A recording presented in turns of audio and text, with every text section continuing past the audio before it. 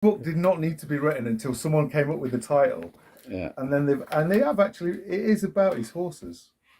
And, you know, yeah, his saddles. He looked good on a horse. This, which is the oil interview. Good looking kid. So I'm just seeing if everything's working. Can I play this Hoffner? Yeah, go for it. Of course. It's light. So Yeah, really light, yeah.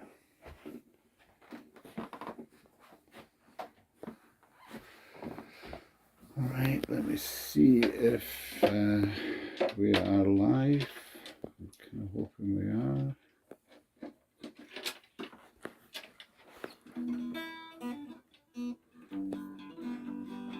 It's all right, my mama. Nice, isn't it? 1964, that. Wow. Have you got a tuner? Or are you one of those people that... I have, but it's downstairs. It's in the.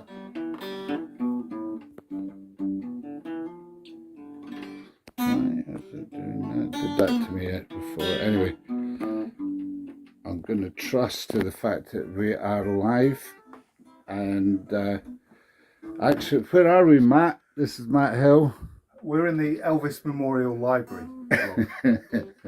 And it's pretty much this is your outreach is Instagram, isn't it? Yeah. So this So is. what happens? This is the whole collection here. Yeah. There's over 300 books and magazines. Yeah. All exploring the life of Elvis Presley. And you try to review every book that you can get your hands on. I have reviewed them all. Yeah, I've done it. You have? Yeah, that's on Instagram at the Elvis Library. You can read a review of every single book in my collection. Yeah. Going from the 0 out of 10 to the 10 out of 10. Okay. 0 out of 10. Can you put your hand on it? Oh, yes, I can actually. 0 out of 10 would be The Boy Who Would Be King, an intimate portrait of Elvis by his cousin Earl Greenwood, who's not his cousin. This book is an entire work of fiction, and this guy managed to get a book deal. This is how it was, you know, when the height of Elvis's popularity, anyone could get a book deal. Yeah. This came out in 1990. He got a book deal. He did know Elvis briefly. He was like one of these guys who hung around Graceland in the 50s. Yeah. So he has got some photos of him and Elvis, but he was never his cousin. Yeah. Yeah. It's a complete work of fiction. 0. And the best one, is that a latest one or? That was also a 0. Oh yeah. This was written by Priscilla's boyfriend. This is after Elvis died. Like he yeah. never even met Elvis, but he still wrote a book about it, in which he admits to having strong sexual feelings for Lisa Marie when she was a child. I know. And he admits this. This guy. Oh, that's -0 then. That's a 0, right? That's -0. 10. Let's go for a 10. Yeah. Oh.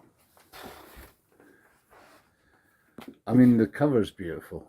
So this is Ernst Jorgensen. He's the guy who's in charge of the catalogue at RCA Records. Yeah. And he's the expert on Elvis's recording. So this is all about every session he ever did in detail, like an analysis of what the session, all the guys he played on the session. And it's like a Bible, you know? Like, other 10 out of 10 would be, we were talking about this lady earlier because Phil knows her. Yeah. Alana Nash. Yeah, yeah. This is astonishing, this book. Absolutely incredible amount of research. And it tells his story through the eyes of the women in his life, of which there were 1 or 2. I would imagine. He was quite a handsome dude, eh? He was a handsome chap, yeah. Yeah, there were one or 2 women. I mean, I've got quite a lot of memoirs of women who were in relationships with him. Yeah. Elvis and Ginger, that was his fiancée at the time he died. Her book, Linda Thompson. Yeah.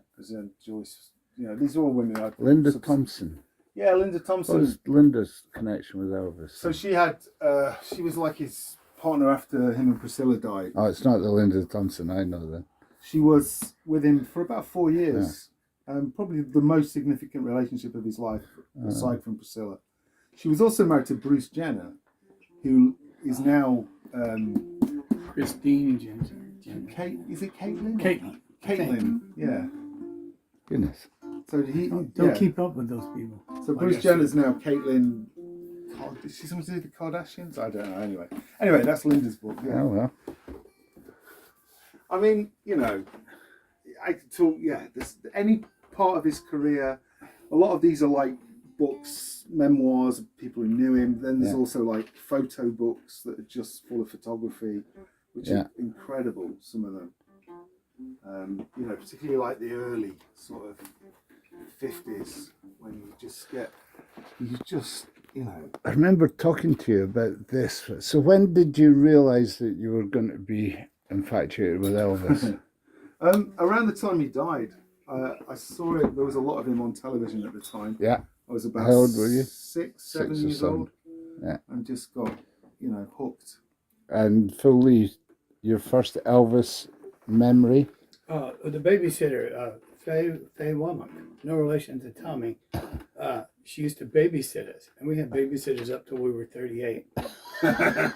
She would come over and she would put it with her little record player, because we were too poor, we didn't have one, and dance around like a lunatic. Yeah. And it was all Elvis and a little Ricky Nelson. Okay, Ricky Nelson was my brother's favorite artist. Yeah, Well, Elvis was as well. So my first recollection is my brother needing a guitar, and he used to go down. There was one television in the village, and he would go for Ready Steady Go. Huge Elvis fan, have his hair that way, and my dad made him a guitar from my pram. He took my pram from my mother. Says, "You'll not be needing that then," and made Mark a guitar, and it was all from Elvis. His whole life sprung from that guitar and Elvis. Yeah. So, Phil, have you got any questions on Elvis for our this is a esteemed? fact. I read a book about Elvis once by his cousin. I think it was just, I was downstairs, I think probably the same book. Jesse Garon Presley Oh yeah. did not die. Is that true? That's it's in I've the heard book. that. I've heard that as well. Yeah. And that's So yeah, All the Elvis sightings you've seen after So, Elvis passed away was actually Jesse Garon. wow. yeah. Fact or Who friction? knew? Who knew? So you're No, so it's a let's fiction. get the book out. We're the cousins. Yeah. Yeah. So you believe in the moon landings as well, then? Climbing to the moon. Yeah. Yeah. So where would you have wanted to see Elvis perform? Oh, absolutely no doubt. Yeah. Absolutely no doubt. This season, Vegas 69, Yeah. August to September, the first time. Is that when he came back and did the He'd the television done the series? TV show the year before. Yeah. But this was his first sort of proper, and he was never as good as this again. He gave it all for this season, and So you would, okay, you've got between this and going to see him record at Sun Studios for the first time, which one do you go to? I'd go. You here. still I love Sun. I love the Sun stuff. Elvis, Scotty, and Bill. I do love that. Yeah. And those early shows like the Louisiana Hayride shows Yeah, have been incredible. But there's something about him here where he's just like at the top of it, you know, and he hasn't quite kind of. I don't know. He's just really hungry. He's playing the guitar. Like later on, he put the guitar down. He didn't really play the guitar that much, but yeah. This book's amazing. It goes through like all the people that were there, their memories of it, and I mean, it was only like about 6 weeks, I think. Yeah. But I don't think he ever looked as good or sounded. I mean, he's playing a Gretsch, country gentleman there, you know, and like he these shows. I mean, the recordings of these shows. Which guitar is that? Oh, well, he's a big guy, so that guitar would not look good on there. Yeah, that's a Must be a Gibson there. Yeah, that is in Graceland. You know, it's that he died at 42, right? Yeah. Crazy, isn't it? Yeah. Yeah. I mean, it's just So where would he have gone if he had survived?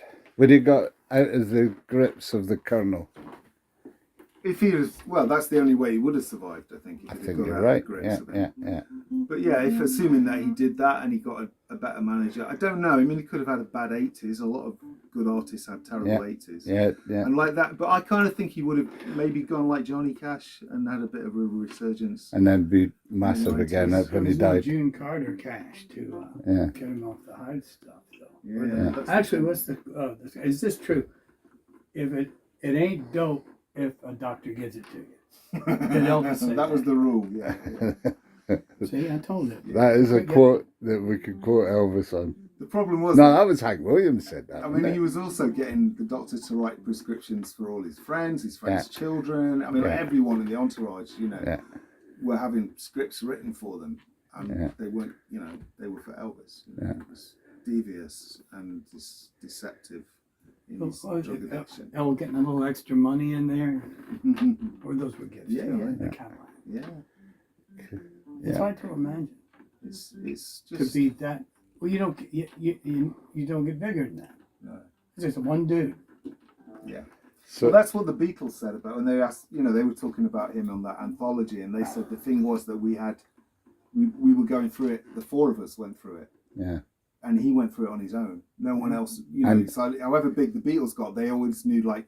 Elvis had done this already. But the four of them could talk to each other about it. They knew what it was like. Yeah. But he was just him, and no one could really get what that was like. Yeah. Well, maybe Bob Dylan could get it, but I don't know about that guy. Okay, so what's the most recent one that's come in? Well, most recent Elvis. I've not bought one for a while, actually. Why don't you write one? I could do. It's probably one of these. I think it might be this, actually, on the top, which is Lieber and Stoller's autobiography. Which is interesting. It's not all about Elvis. Obviously, they had a really amazing career before and after Elvis. In fact, they had a very difficult relationship with Elvis, mainly because of Colonel Parker. Hated them. Yeah. One of the guys was on a cruise, and he hated Elvis's version. He said, ruined our version of our song. He said, go look at your bank account. You'll like it a lot more. That's right. I think it was Hound Dog. They absolutely hated this version of Hound Dog, which is what the book's called. But I think, like, everyone says, like, Elvis stole Big Mama Thornton's, did Hound Dog first. But I don't think Elvis ever heard Big Mama Thornton's version. He stole Jackie Wilson's version. Jackie Wilson was doing it with whatever band he was in at that time in '56. I can't remember, in Vegas, and Elvis saw them and loved their version and did it note for note. Yeah. He did that a lot, actually. See, I just learned something. I didn't know that. Yeah, but now, like, it's become one of those facts, like, oh, Big Mama Thornton did this song and Elvis took this woman and sort of took it from her, but he didn't. He took it off Jackie Wilson. Well, in Memphis in those days, anybody who's anybody in that field of musical endeavor would go through Memphis. And I guess Tupelo too. They all had their little, what do you call it?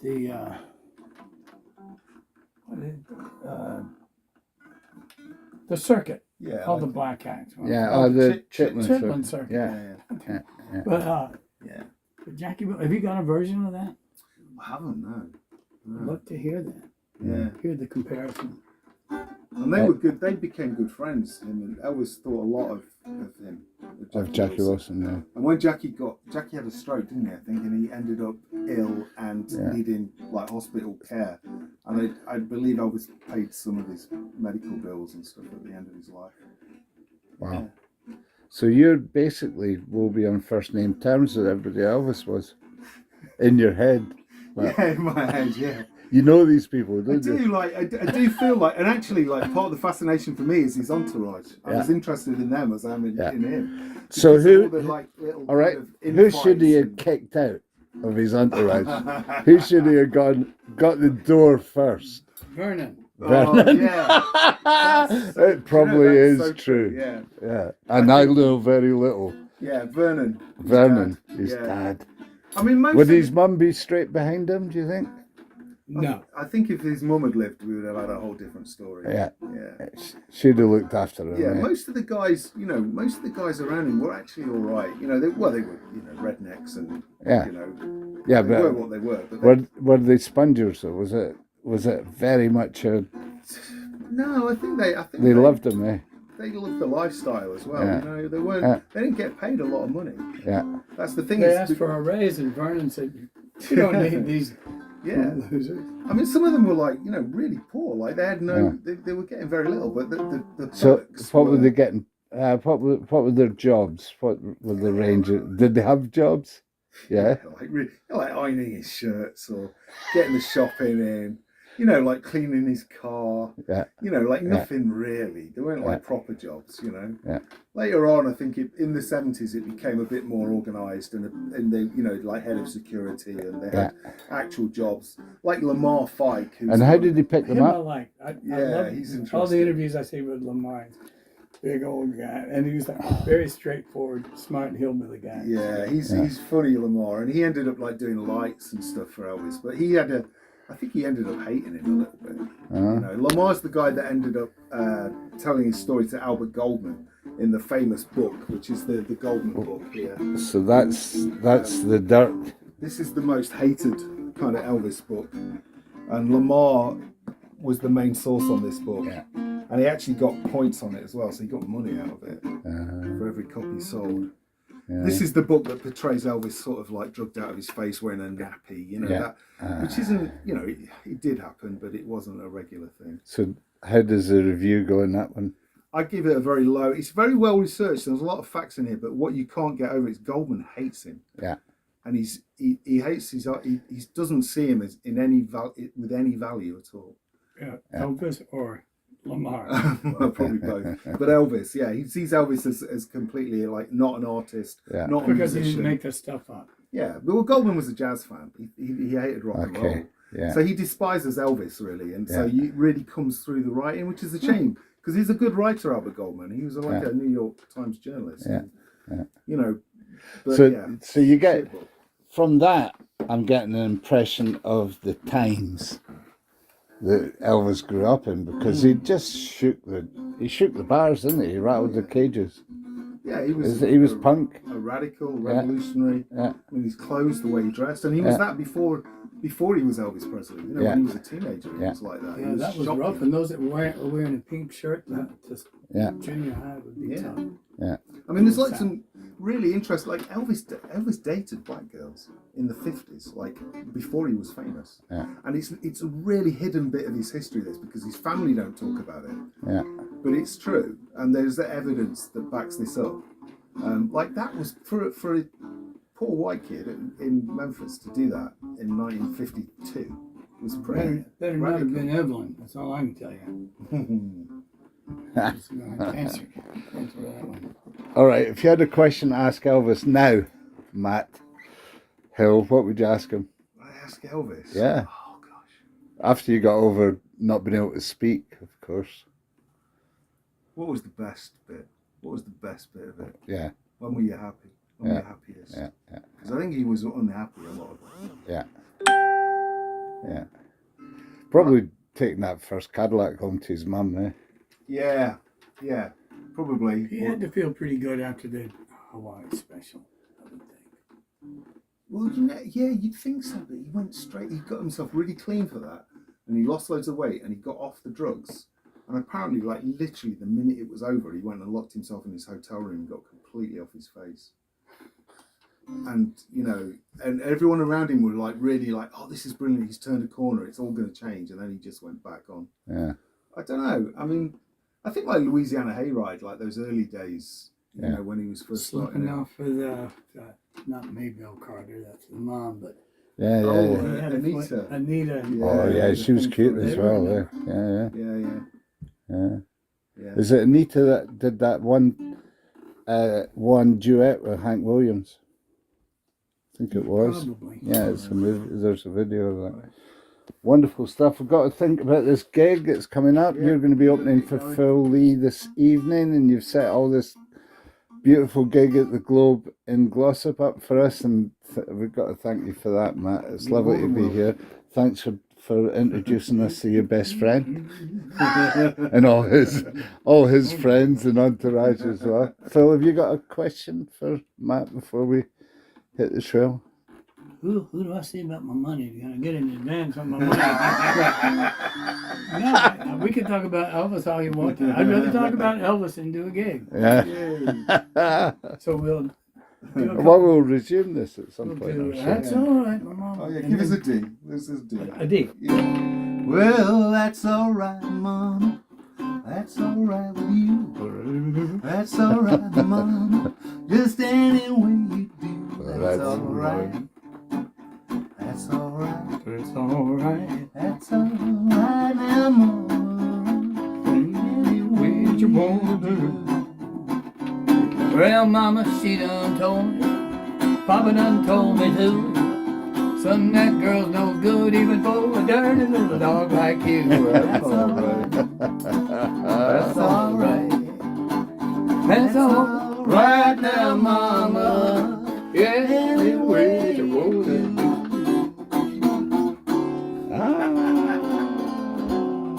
It's the king. It's the king. We're on our way. We'll get the gig going. We'll be back here on iMTV a bit later on with some live music for Lee on at what time tonight? 9:30. 9:30 tonight, and we'll have a couple of songs from Matt as well. There's still some tickets available, Matt, if there's anybody in the Oh, so it locality. starts at 9:30. You're on. 9:30. Oh. I'm on at 8:30. Why don't we end it at 9:30? Why don't we call this the gig? Why am I dressed up like an idiot at 6? Well, because you're on television, and we'll be back. There's more to follow. Please stay tuned. Look at those two. What a treat. Thanks very much, guys.